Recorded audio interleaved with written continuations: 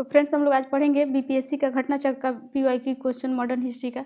तो इसके पहले वाले लेक्चर में कुछ क्वेश्चन डिस्कस किए थे। तो देखिएगा आज का पहला क्वेश्चन हमारा, थियोसॉफिकल सोसाइटी की स्थापना किसने की थी। तो थियोसॉफिकल सोसाइटी की स्थापना मैडम HP ब्लावात्स्की ने किया था। इसका आंसर ऑप्शन नहीं हो जाएगा। इसका एक्सप्लेनेशन देखिएगा कि थियोसॉफिकल सोसाइटी की स्थापना किसने किया था। तो एक रूसी महिला ने किया था जिनका नाम था मैडम HP ब्लावात्स्की, और वो अमेरिकी सैनिक अधिकारी कर्नल अलकाट और विलियम क्वानन जज अन्य के द्वारा 1875 ईस्वी में न्यूयॉर्क में की गई थी। और इसके संस्थापक कौन थे। तो 1882 ईस्वी में मद्रास के पास अड्यार नामक सोसाइटी स्थान पर मुख्यालय के स्थापित किए गए, जो बाद में एक अंतर्राष्ट्रीय कार्यालय बना था। और इसका मुख्य उद्देश्य क्या था। तो प्राचीन हिंदू धर्म लोगों में आत्मविश्वास को बढ़ाना था और धर्म को समाज सेवा का मुख्य आधार बनाना था। जबकि राजा राम मोहन राय ने 1828 ईस्वी में ब्रह्म समाज की स्थापना की थी। और स्वामी विवेकानंद ने रामकृष्ण मिशन की स्थापना कब की थी। तो 1897 ईस्वी में की थी। अगला क्वेश्चन देखिएगा। अगला क्वेश्चन है कि भारतीय राष्ट्रीय कांग्रेस की प्रथम महिला अध्यक्ष कौन थी। तो भारतीय राष्ट्रीय कांग्रेस की प्रथम महिला अध्यक्ष श्रीमती एनी बेसेंट थी। इसका आंसर ऑप्शन बी हो जाएगा। और क्वेश्चन में पूछे कि भारतीय राष्ट्रीय कांग्रेस की भारतीय महिला कौन थी, प्रथम भारतीय महिला, तो सरोजनी नायडू हो जाएगा। और प्रथम महिला पूछेगा तो श्रीमती एनी बेसेंट हो जाएगा। इसका एक्सप्लेनेशन देखिएगा कि एनी बेसेंट कहाँ की थी। तो आयरलैंड की निवासी थी और उन्होंने 1907 से लेकर 1933 ईस्वी तक थियोसॉफिकल सोसाइटी की प्रधान रही थी। और 1916 ईस्वी में होम रूल लीग की गठन भी किया था। और भारतीय राष्ट्रीय कांग्रेस की पहली महिला अध्यक्ष बनी थी 1917 ईस्वी में। और आगे फिर से 1925 ईस्वी में कानपुर में भी भारतीय राष्ट्रीय कांग्रेस के 40वें अधिवेशन में सरोजनी नायडू भारत की प्रथम भारतीय महिला अध्यक्ष बनी थी और दूसरी महिला अध्यक्ष। अगर महिला में पूछेगा तो सरोजनी नायडू दूसरे स्थान पर हो जाएंगी और पहले स्थान पर कौन होंगी, तो एनी बेसेंट हो जाएंगी। अगला क्वेश्चन देखिएगा कि भारतीय राष्ट्रीय कांग्रेस की प्रथम महिला अध्यक्ष कौन थी। तो एनी बेसेंट थी। इसका आंसर ऑप्शन बी हो जाएगा। अगला क्वेश्चन है कि भारत में नारी आंदोलन इनकी प्रेरणा से प्रारंभ हुआ था। तो किसकी प्रेरणा से प्रारंभ हुआ था। ज्योतिबा फुले की। इनकी पुस्तक का क्या नाम था। तो इनकी पुस्तक का नाम था गुलामगिरी था इनकी पुस्तक का नाम। और ये कहाँ के, ज्योतिबा फुले कहाँ के थे। तो महाराष्ट्र के थे। इसका एक्सप्लेनेशन देखिएगा कि भारत में नारी आंदोलन ज्योतिबा फुले की प्रेरणा से प्रारंभ हुआ। ज्योतिबा फुले मानते थे कि महिलाओं और दलितों का उत्थान करके ही सामाजिक बुराइयों को दूर किया जा सकता है। 1848 ईस्वी में इन्होंने लड़कियों के लिए एक स्कूल खोला। यह लड़कियों के लिए भारत का प्रथम स्कूल था। आधुनिक भारत में महिला आंदोलन की प्रेरणा स्रोत रामाबाई रानडे रही थी।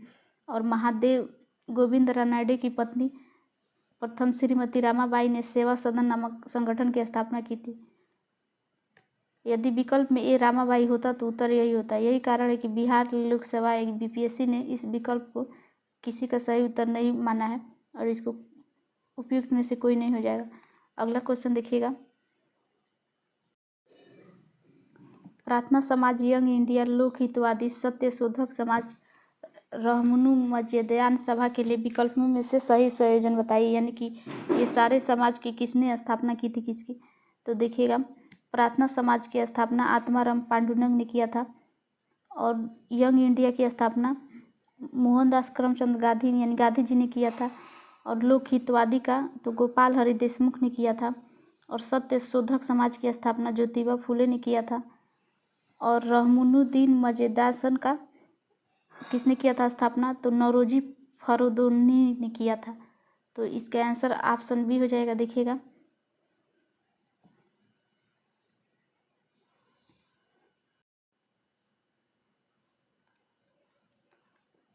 प्रार्थना समाज की स्थापना 1867 ईस्वी बम्बई में आचार्य केशव चंद्र सेन की प्रेरणा से किसने किया था। तो आत्माराम पांडुरंग ने किया था।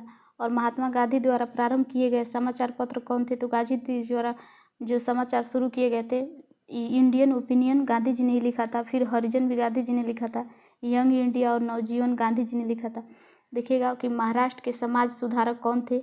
तो महाराष्ट्र के समाज सुधारक गोपाल हरि देशमुख, जो हितवादी के रूप में प्रख्यात थे। और 1873 ईस्वी में सत्य शोधक समाज की स्थापना ज्योतिबा फुले ने की थी। और 1891 ईस्वी में नौरोजी खुर्दुनी ने अन्य पारसी सहयोगियों के साथ रहनुमाई मज्यान सभा की स्थापना की थी। अगला क्वेश्चन देखिएगा कि नाई धोबी बंद सामाजिक बायकॉट का एक स्वरूप था जो 1919 ईस्वी में शुरू हुआ था। इसका आंसर होगा कि किसानों द्वारा प्रतापगढ़ जिले में चलाया गया था। इसका आंसर ऑप्शन ए हो जाएगा। इसका एक्सप्लेनेशन है कि 1919 में अंतिम दिनों में किसानों की संगठित विद्रोह खुलकर सामने आया। प्रतापगढ़ जिले की एक जागीर में नाई धोबी बंद सामाजिक बहिष्कार और संगठित कार्रवाई की एक पहली घटना है। झिंगुर सिंह और दुर्गपाल ने इसमें महत्वपूर्ण भूमिका निभाई थी, लेकिन जल्दी ही आंदोलन में एक नया चेहरा उभरा। उसका नाम क्या था? तो बाबा रामचंद्र था। इन्होंने आंदोलन की बागडोर ही नहीं संभाली बल्कि उसे बहुत मजबूत बनाया। बाबा रामचंद्र महाराष्ट्र के एक ब्राह्मण परिवार से थे और उन्होंने 1920 के मध्य में एक किसान नेता के रूप में सामने आए। उन्होंने अवध के किसानों को संगठित करना शुरू कर दिया। उनमें संगठन की अद्भुत क्षमता थी। अगला क्वेश्चन है कि पंजाब भूमि हस्तांतरण अधिनियम कब पारित किया गया था? तो 1900 ईस्वी में पारित किया गया था। इसका आंसर ऑप्शन सी हो जाएगा। इसका एक्सप्लेनेशन है कि पंजाब भूमि हस्तांतरण अधिनियम 1900 ईस्वी में पारित किया गया था, जिसमें कृषकों की भूमि का गैर कृषकों के पास हस्तांतरित होना समाप्त हो गया था। अगला क्वेश्चन है कि अवध के एका आंदोलन का उद्देश्य क्या था? तो अवध के एका आंदोलन का उद्देश्य क्या था? लगान का नगद में परिवर्तन। इसका आंसर हो जाएगा ऑप्शन डी। इसका एक्सप्लेनेशन है कि एका आंदोलन कब हुआ था? तो 1921 से 22 के बीच नेतृत्व किसने किया था? तो पिछड़ी जाति के मदारी पासी ने किया था। और इस आंदोलन में इसका मुख्य उद्देश्य क्या था? तो केंद्र इसका हरदोई, बाराबंकी, बहराइच और सीतापुर था। किसानों की मुख्य शिकायतें क्या थी? तो लगान में बढ़ोतरी किया गया था और उपज में लगान में बढ़ोतरी और उपज के रूप में लगान वसूल करने की प्रथा को लेकर थी। किसानों से 50% से अधिक लगान वसूल किया जा रहा था।